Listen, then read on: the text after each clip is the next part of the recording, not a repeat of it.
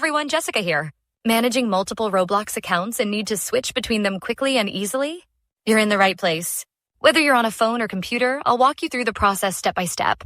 And hey, if you're new here, don't forget to hit that subscribe button. It helps the channel so much, and I truly appreciate your support. All right, let's get started. First, open up the Roblox app. As you can see, I'm currently signed into my Screen Safari account.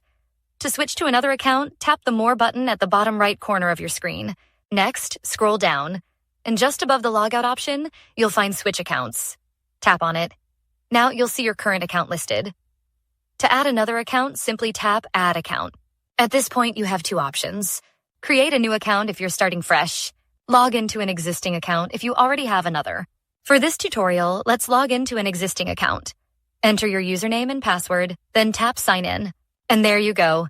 Both accounts are now saved, and you can easily switch between them anytime by repeating this process.